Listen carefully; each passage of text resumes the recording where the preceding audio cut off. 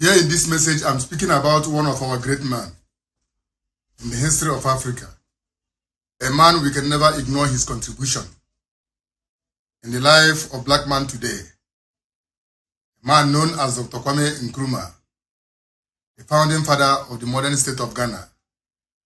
A man in whom was entrusted with the possibility, divinely accorded to him, to activate the independence of Africa. He did that almost with empty-handedness, and he was very successful in doing so. Up to today, what he has put in place is still working for us. So we can't speak about the future of Africa without talking about those who liberated us. Kwame Nkrumah is a great man. We liken him to Prophet Moses in the life of the Jews. But we are speaking about Kwame Nkrumah and the African unity. And we want to say that Kwame Nkrumah was not responsible for African unity. Kwame Nkrumah was not the most intellectually gifted or the most physically powerful. He was not the most richest man. He did what he did because in the spiritual world, he was given the power. Nkrumah is an angel, a messenger of God in our life, to whom was given the possibility to liberate us. And he used it very well, extensively. But why did Nkrumah fail to unite Africa? Because Nkrumah was not made to unite Africa. Nkrumah was made to liberate Africa. He created the Organization of African Unity, just as a temple, as a place of contemplation, so that we will always remember that African unity is our imminent future. So that when the idea comes, it will not be a strange one, so that we can embrace it with two hands. That was why the OAU was created. It does not mean that the OAU is the right place, according to the divine plan, to unite Africa. No. Kwame Nkrumah was doing what I can call a practical prophecy. Just like the Jews in their Bible, it was written that their future lies in the coming of a Messiah. And it is written there. So the Organization of African Unity is like where our idea of unity was written down. But we are mistakenly taking it literal. So Nkrumah couldn't unite Africa because the power that was granted to him was made only for liberation and to prepare our mind for that very Africa, for the African unity, waiting for the time it will arrive. So the Jews were told that someday somebody will arrive in their history that will make them a better people.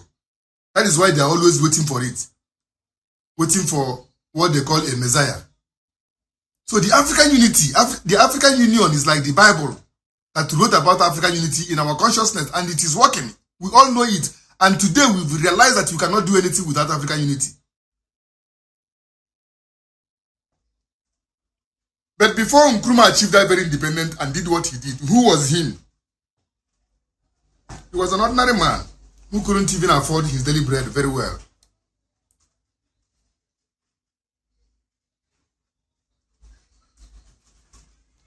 When Kwame Nkrumah left Ghana many years before independence, he left in pursuit of knowledge in the Western world. But he was not seeking for a knowledge just to enrich himself. He was seeking for the possibility of decolonizing Africa. And immediately after the Second World War, Kwame Nkrumah left the United States of America and going to London, which literally people understand to say that he went to pursue education, which sometimes when I listen to it, I laugh because people are novice. Most of people are not connected to the spiritual side of things.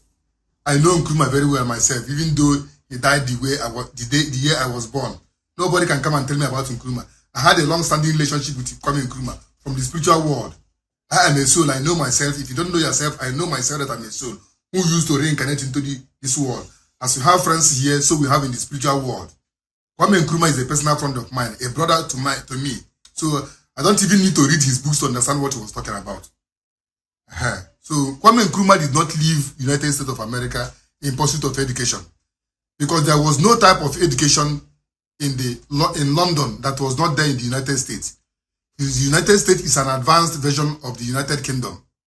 And if Kwame Nkrumah was going to London for the sake of his personal life, why would anyone leave a country like the United States that was whose economy was burgeoning. America never participated in the Second World War significantly. So their economy was not damaged. Nothing happened to them. Why would Nkrumah leave such a peaceful country to go to a country like Britain where they were immediately coming out of the destruction of war? That tells you that Nkrumah went to London for a different purpose, not for what people are thinking. And I will tell you that very purpose now. And I'm sure you will not understand it because you are not connected to what makes part of that very history. Kwame Nkrumah left United States to London for the sake of internalizing a spirit and courage and power that could help him to fight for liberation. I mean internalization of power and courage. Most of you will not understand because you have not gone through that very process. The people who went through that very process, who fought for freedom, knows what it takes, that it takes a different level of internalization, gradual internalization of power, before you can have the courage to stand up against something that many people had tried to do and they couldn't do it. And when Kwame Nkrumah was about to leave United States, he met an old man called C.L.R. James, himself an old man, a Pan-Africanist, and explained to him what he wanted to do in London. But Nkrumah didn't know anybody in London. Somebody like George Padmore was already in London, but Nkrumah didn't know him physically. So C.L.R. James was the one who introduced Kwame Nkrumah to George Padmore through a letter he wrote. In that very letter, C.L.R. James, told George Padmore that this young man is coming to you. He is not bright. However, assist him as you can, because he has the determination to kick Europeans out of Africa. That's a very powerful letter. Letter of a wise man. It takes a wise man to discover a wise man. If you look at the year Nkrumah was born, 1909 or so, to 1945, he could be around 36 years of age. You can see his stature, he's not a giant, he doesn't have anything. He was not the most educated. Maybe his manner of expression may not be okay. So when C.L.R. James was talking to George Padmore in that letter, he said he warned him, he is not bright. In other words, he's telling him, don't start judging him by his appearance. People grow gradually and refine their qualities. He said, don't judge him.